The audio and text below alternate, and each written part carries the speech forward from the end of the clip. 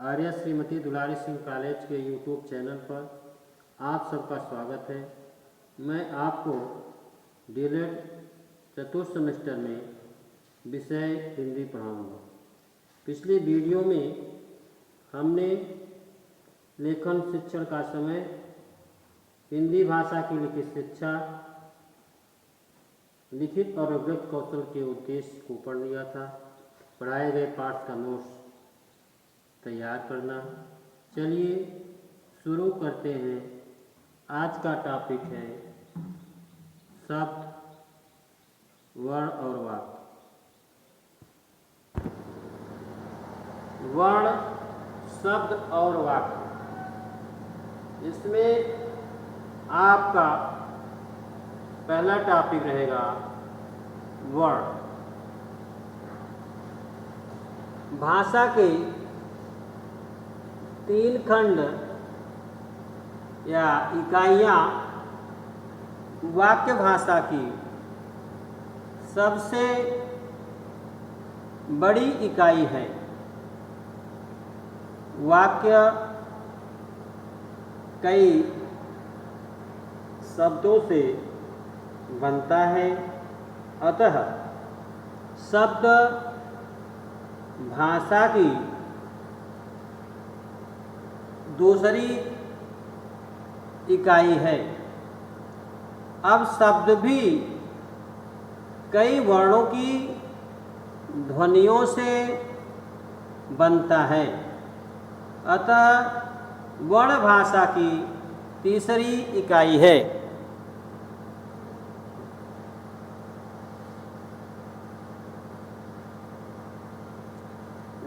इसमें आपका पहला है वर्ण, दूसरा शब्द और तीसरा वाक्य।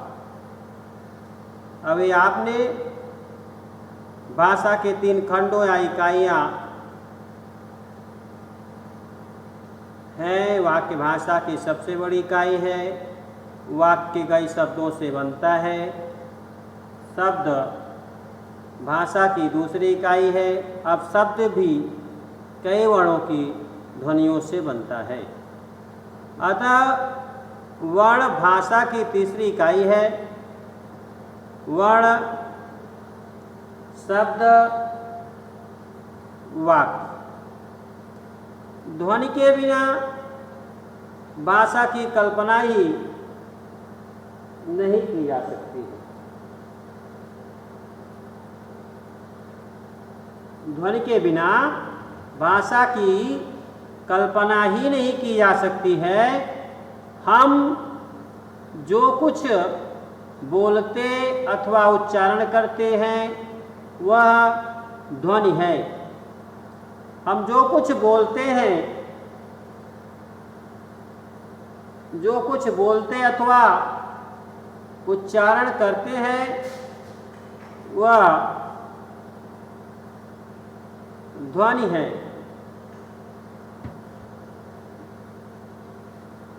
जब यह ध्वनि अर्थ सहित होती है तो यह भाषा बन जाती है। इसी ध्वनि के लिखित रूप को वर्ण या अक्षर कहते हैं। अ, ई, उ आदि बोले जाते समय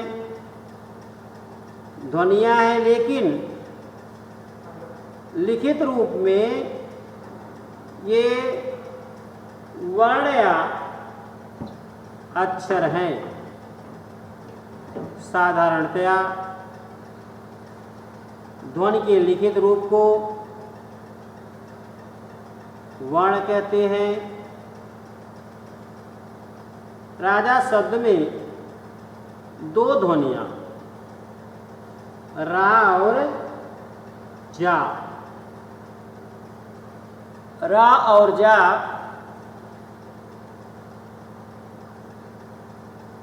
उसके बाद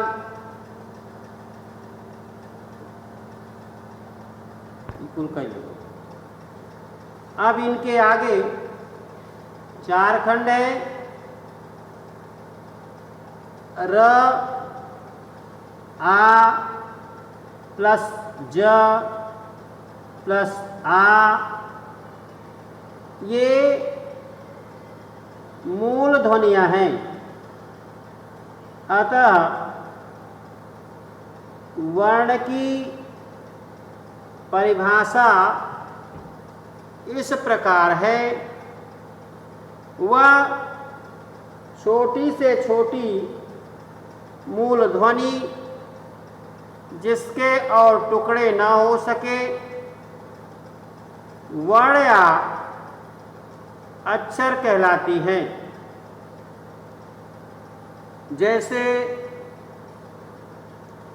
अ, ई, उ, क, ख, च, ट, प आदि। अ, ई, उ, क, ख, च, ट, प आदि। वर्ण हमारी भाषा या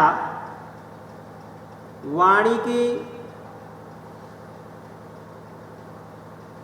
सबसे छोटी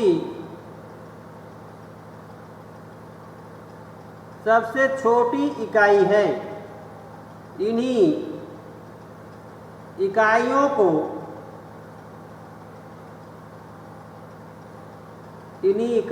को मिलाकर शब्द समूह और वाक्यों की रचना होती है। स्पष्ट है कि वर्ण और उच्चारण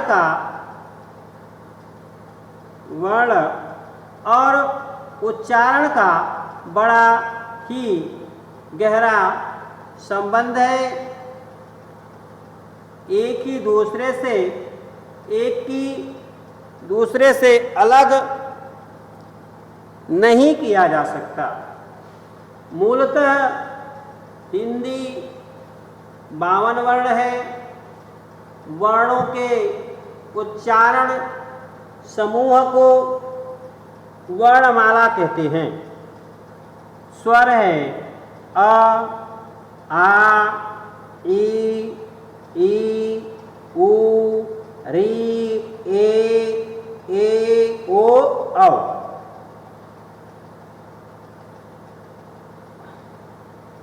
अभी आपने वर्ण की परिभाषा को पढ़ा कि वर्ण की परिभाषा वह छोटी से छोटी मूल ध्वनि जिसके और टुकड़े न हो सके, वर्ण या अक्षर कहलाती है। जैसे अ, ई, उ, क, ख, च, ट, प आदि। वर्ण हमारी भाषा या वाणी की सबसे छोटी इकाई है। इन्हीं इकाइयों को मिलाकर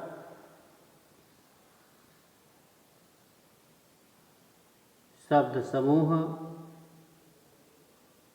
और वाक्यों की रचना होती है।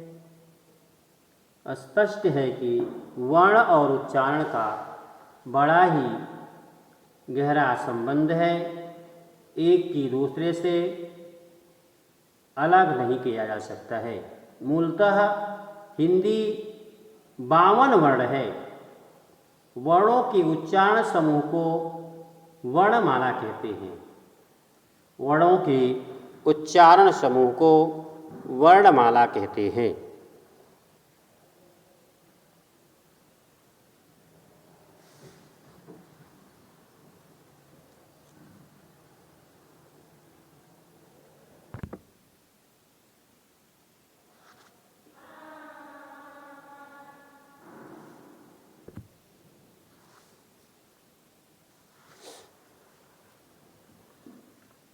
का वर्ग में आपका क, ख, ग, घ अंग, च वर्ग च, छ, ज, झ, य, ट वर्ग ट, ठ, ड, ढ, अड़, त वर्ग त, थ, द, ध, न, प वर्ग प, फ, ब, भ, म, स्पर्श,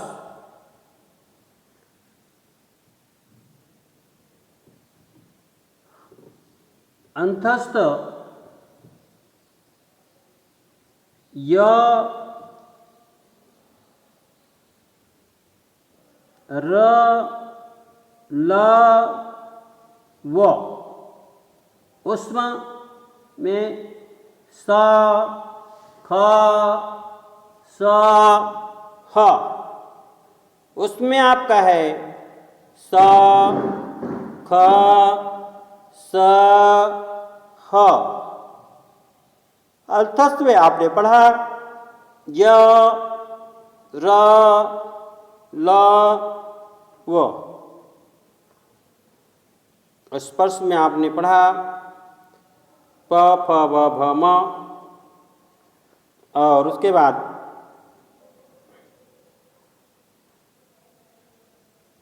संयुक्त व्यंजन। संयुक्त व्यंजन में छ, त्र, ज्ञ, स्र, छ, त्र, ज्ञ, स्र। उसके बाद आपका आता है द्विगुण व्यंजन। द्विगुण व्यंजन में आपका है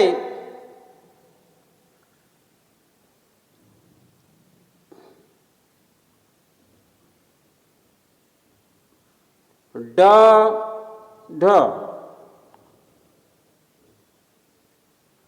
द्विगुण व्यंजन में ड, ढ अनुस्वार और विसर्ग। अनुस्वार का चिन्ह और विसर्ग का चिन्ह। वर्ण दो प्रकार के होते हैं। वर्ण जो होते हैं वो दो प्रकार के होते हैं, जिसमें आपका पहला है स्वर और दूसरा है व्यंजन। स्वतंत्र रूप से बोले जाने वाले जिन वर्णों को बोलते समय किसी अन्य की सहायता नहीं लेनी पड़ती, स्वर वर्ण कहलाते हैं। अभी आपने पढ़ा कि वर्ण दो प्रकार के होते हैं, जिसमें आपने पहला पढ़ा स्वर और दूसरा आपने पढ़ा व्यंजन। आप लोग समझ ही रहे होंगे कि संयुक्त व्यंजन ऊष्म, अंतस्थ, स्पर्श, द्विगुण व्यंजन, अनुस्वार, और उसके बाद है वर्ण दो प्रकार के होते हैं, स्वर और व्यंजन। पहला जिसमें आपका है स्वतंत्र रूप से बोले जाने वाले जिन वर्णों को बोलते समय, स्वतंत्र रूप से बोले जाने वाले जिन वर्णों को बोलते समय किसी अन्य की सहायता किसी अन्य की सहायता नहीं लेनी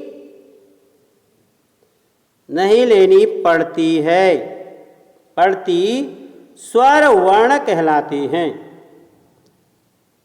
स्वतंत्र रूप से बोले जाने वाले जिन वर्णों को बोलते समय किसी अन्य की सहायता नहीं लेनी पड़ती स्वर वर्ण कहलाते हैं।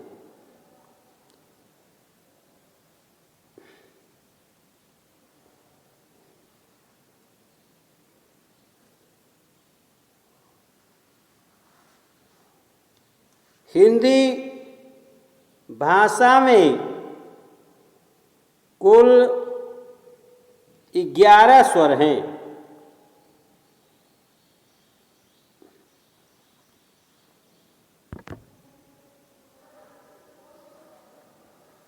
हिंदी भाषा में कुल 11 स्वर हैं। अ, आ, इ, उ, ए, ओ, औ।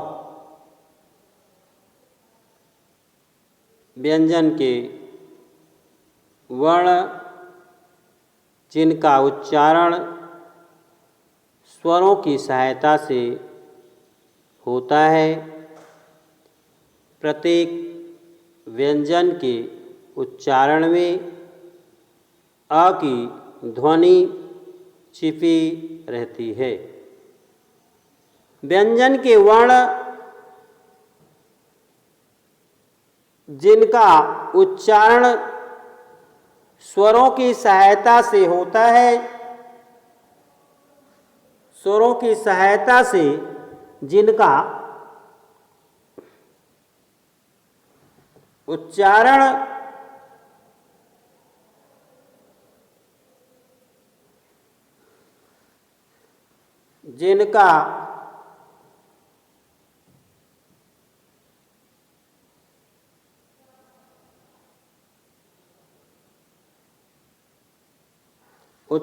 स्वरों की सहायता से होता है।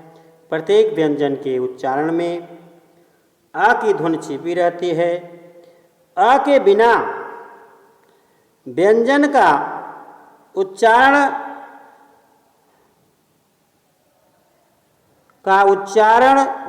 संभव नहीं है। जैसे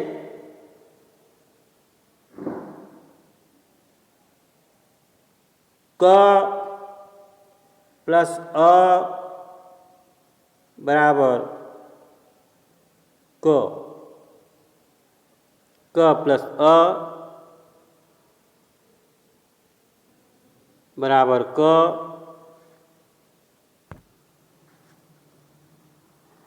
क प्लस अ बराबर क, ख प्लस अ बराबर ख, क प्लस अ बराबर क, ख प्लस अ बराबर ख। व्यंजन वह ध्वनि है जिसके उच्चारण में भीतर से आती हुई वायु मुख में कहीं न कहीं किसी न किसी रूप में बाधित होती है। स्वर वर्ण स्वतंत्र और व्यंजन वर्ण स्वर पर आश्रित है। हिंदी में व्यंजन वर्णों की संख्या 33 है। हिंदी में जो व्यंजन वर्णों की संख्या है वह 33 है। इनकी निम्नलिखित श्रेणियां हैं, जिनमें पहला दिया है स्पर्श, दूसरा अंतस्थ, तीसरा ऊष्म। अभी आपने पढ़ा कि हिंदी भाषा में कुल 11 स्वर हैं कि अ, आ, ई, उ, ए, ओ, औ। व्यंजन के वर्ण जिनका उच्चारण स्वरों की सहायता से होता है। व्यंजन के वर्ण जिनका उच्चारण स्वरों की सहायता से होता है। प्रत्येक व्यंजन के उच्चारण में आ की ध्वनि छिपी रहती है और आ के बिना व्यंजन का उच्चारण संभव नहीं है। जैसे क प्लस अ आपने पढ़ा बराबर क्या होता है, क होता है। ख प्लस अ बराबर ख।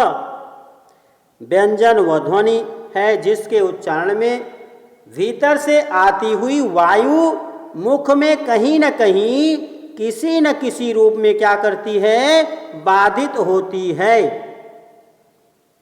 व्यंजन वह ध्वनि है जिसके उच्चारण में भीतर से आती हुई वायु मुख में कहीं न कहीं किसी न किसी रूप में बाधित होती है। स्वर वर्ण स्वतंत्र और व्यंजन वर्ण स्वर पर आश्रित है। स्वर वर्ण क्या है, स्वतंत्र और व्यंजन वर्ण स्वर पर आश्रित है। हिंदी में व्यंजन वर्णों की संख्या कितनी मानी गई, 33। इनकी निम्नलिखित श्रेणियां हैं, स्पर्श, अंतस्थ, ऊष्म। आपने क वर्ग को भी पढ़ा, च वर्ग, ट वर्ग, त वर्ग। क वर्ग के अंतर्गत आपने क्या पढ़ा, क ख ग घ अंग। च वर्ग के अंतर्गत आपने पढ़ा च छ ज झ ञ। ट वर्ग के अंतर्गत ट ठ ड ढ अड़। त वर्ग के अंतर्गत त थ द ध न। प वर्ग के अंतर्गत प फ ब भ म। स्पर्श, अंतस्थ य र ल व। यह आपको याद करना है। अंतस्थ व्यंजन, ऊष्म व्यंजन और संयुक्त व्यंजन, द्विगुण, त्रिगुण व्यंजन, अनुस्वार। क्योंकि आपको आने वाले समय में यह आने वाली प्रतियोगिताओं में भी और परीक्षाओं में भी आपके लिए उपयोगी है। उसके बाद आपने पढ़ा अनुस्वार। अनुस्वार का चिन्ह, विसर्ग का चिन्ह। वर्ण के दो प्रकार होते हैं, आप जानते ही होंगे, स्वर और व्यंजन।